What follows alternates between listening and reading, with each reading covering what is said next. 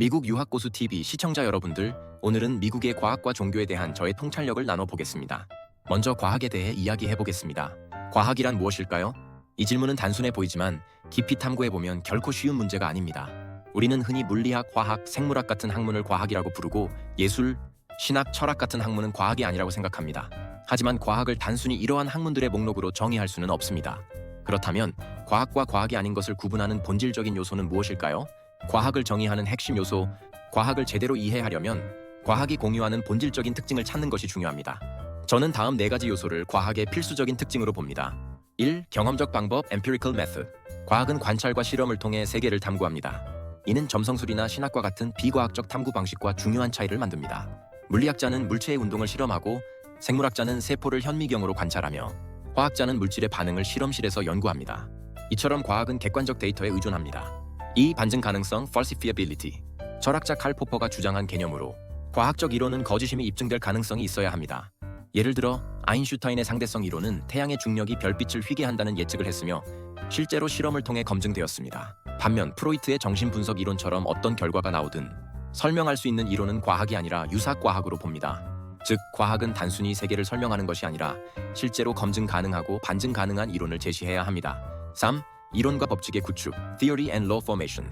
과학은 단순한 사실들의 모음이 아니라 이론과 법칙을 구축하여 현상을 설명하고 예측합니다.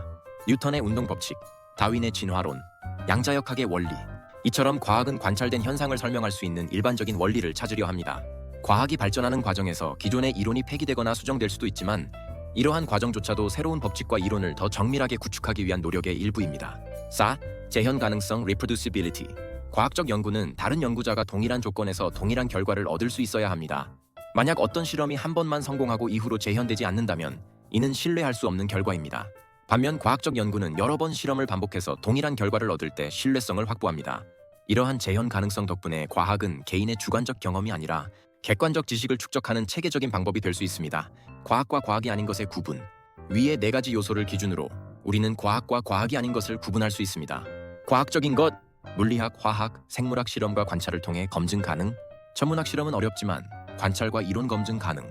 의학 임상 실험을 통해 효과 검증 가능. 과학이 아닌 것, 신학신의 존재는 검증하거나 반증할 수 없음. 점성술 모든 결과를 설명할 수 있어 반증 불가능. 역사학 과거의 사건을 실험으로 재현할 수 없음. 결론, 과학이란 무엇인가? 과학은 단순히 세계에 대한 설명이 아니라 경험적 방법을 사용하여 반증 가능하고 이론을 구축하며 재현 가능한 지식을 생산하는 체계적인 탐구 과정입니다. 즉, 과학은 단순히 아는 것이 아니라 어떻게 아는가를 중요하게 여기는 학문적 방법론입니다. 이러한 기준을 충족하지 못한다면 그것은 과학이 아니라 철학, 신학 혹은 유사과학일 수 있습니다. 과학적 사고방식을 익히고 비판적으로 사고하는 능력을 기르는 것이야말로 현대사회에서 꼭 필요한 지적도구입니다. 이번에는 종교에 대해 이야기해봅시다. 저는 개신교인 가정에서 태어나서 한국에서 유치원부터 교회를 다녔습니다. 하지만 저에게 신앙을 물려준 교회 어르신들은 성경을 믿는다고 하면서도 전통적인 한국의 무속신앙의 개념에서 탈피하지 못한 사람들이었습니다. 제가 봤을 때 그들은 맹목적인 신앙을 가지고 있었고 새벽같이 일어나 잠 안 자고 정화수 떠놓고 빌면 소원이 이루어지고 복받는다는 조선의 전통신앙에서 발전이 없었습니다. 그러다 저는 한국의 개신교라는 종교를 전해준 미국으로 유학을 오게 되었고 기도 제목을 노트에 기록하고 기도 응답을 체크하는 미국식 개신교의 신앙 훈련을 받으면서 합리적인 미국식 개신교를 접하게 되었습니다. 특히 백인들이 많은 소위 말하는 백인 교회를 다니면서 신앙에 많은 성장이 있었습니다. 그리고 제가 어릴 적 비합리적이고 맹목적이고 비이성적이라고 생각했던 기독교에 대한 오해를 풀게 되었습니다. 저는 사실 기독교 가정에서 태어나 어린 시절 한국 교회를 다니면서 한국인들의 신앙생활을 보면서 성경은 틀렸다고 생각했던 적이 있습니다. 미국에 와서 깨달은 것은 성경이 틀린 것이 아니고 한국인들이 유교와 한국의 토속, 무속신앙의 태도를 버리지 못한 차에 성경을 이해했기 때문에 잘못된 신앙의 태도를 가진 사람들이 많았던 것을 깨달았습니다. 저는 미국에서 공학 박사학위를 마쳤고 같은 박사학위 과정을 다녔던 백인 박사과정 친구들과 어울리면서 미국 교회에서 신앙생활을 하였습니다.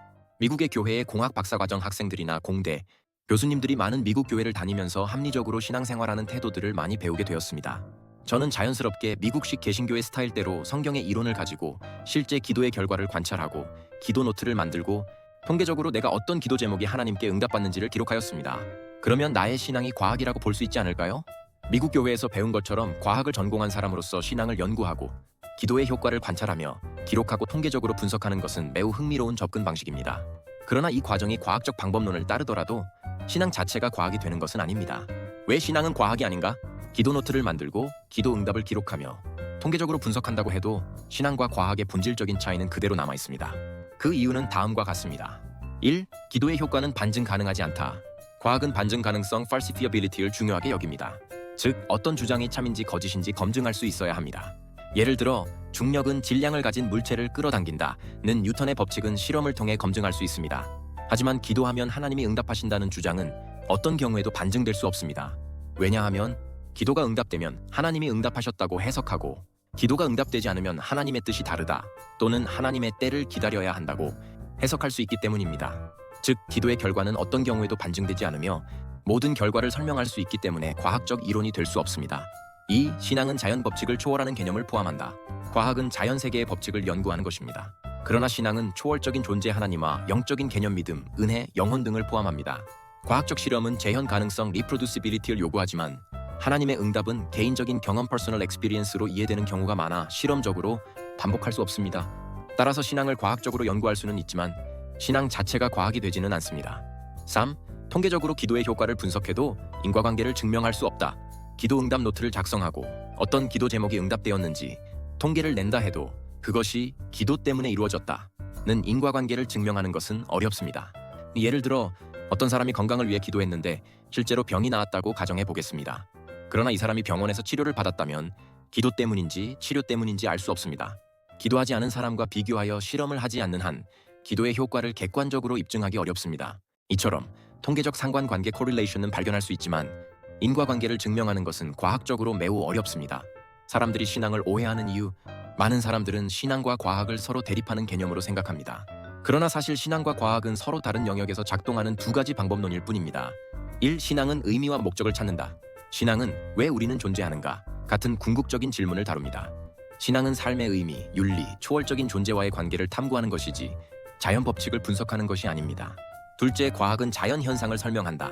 과학은 이 우주는 어떻게 작동하는가를 연구합니다. 과학은 관찰과 실험을 통해 검증 가능한 지식을 쌓는 과정입니다. 따라서 신앙을 과학으로 증명하려는 시도나 과학을 통해 신앙을 부정하려는 시도는 둘 다 오해에서 비롯된 것입니다. 결론, 신앙과 과학은 서로 다르지만 대립하지 않는다.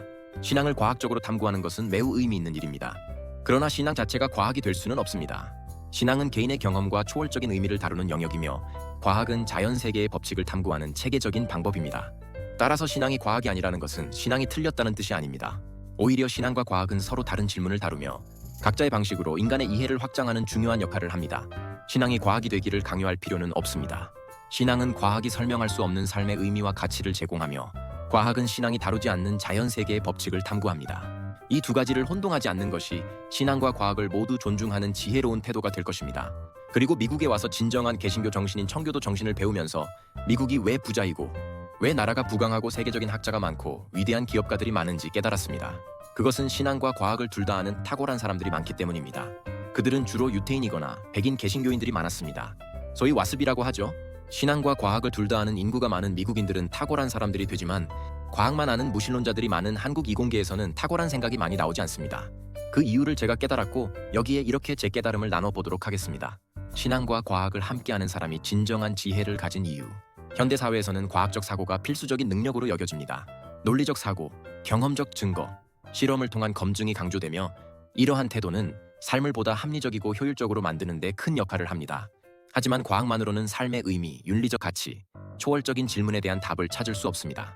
과학만 아는 사람은 지식의 절반만 가진 것이며 신앙과 과학을 함께하는 사람만이 더 높은 통찰과 균형 잡힌 사고를 가질 수 있습니다. 1. 과학만 아는 사람은 어떻게 how를 알지만 왜 why를 알지 못한다. 과학은 세상의 작동 원리를 탐구하는 강력한 도구입니다. 인간은 과학을 통해 우주가 어떻게 형성되었는지, 생명이 어떻게 진화했는지, 자연현상이 어떤 법칙에 따라 움직이는지를 이해하는 설을 만들어냅니다. 그러나 과학은 인간이 본능적으로 가지는 왜? 라는 질문에 답할 수 없습니다. 여기서 제가 말하는 왜는 사물의 작동 원리를 궁금해하는 왜라기보다는 좀 더 본질적인 존재의 근원을 궁금해하는 왜입니다. 우리는 왜 존재하는가? 인간의 삶은 궁극적으로 어떤 의미를 가지는가? 선과 악은 무엇이며 윤리적 삶이란 무엇인가? 죽음 이후에는 무엇이 존재하는가? 이러한 질문들은 과학이 다룰 수 있는 영역이 아닙니다. 신앙이 없는 사람은 과학적 논리적 사고는 가질 수 있지만 삶의 깊이와 의미를 찾는 철학적 영적인 통찰이 부족할 수밖에 없습니다. 2. 신앙과 과학을 함께하는 사람은 진리의 두 날개를 가진다. 과학은 경험적이고 논리적인 사고를 제공하며 신앙은 가치와 목적을 제공합니다. 이 두 가지가 조화를 이룰 때 인간은 진정한 지혜와 통찰을 갖출 수 있습니다. 과학은 세상의 구조를 설명하지만 신앙은 세상의 의미를 제공합니다. 과학은 사실 팩트를 연구하지만 신앙은 진리 트루트를 탐구합니다. 과학은 우리가 살아가는 법을 가르치지만 신앙은 어떻게 살아야 하는가를 가르칩니다. 따라서 신앙과 과학을 모두 아는 사람은 세상을 더 깊고 넓게 이해할 수 있습니다. 과학만 아는 사람은 윤리적 방향성을 잃을 위험이 있다. 무신론자들 중에는 과학이 모든 것을 설명할 수 있다고 믿으며 신앙을 비합리적인 것으로 간주하는 경우가 있습니다. 그러나 과학은 도구일 뿐 윤리적 기준이 아닙니다. 과학은 우리가 어떤 기술이 가능한지를 말해줄 수 있지만 그 기술을 어떻게 사용해야 하는지는 말해주지 않습니다.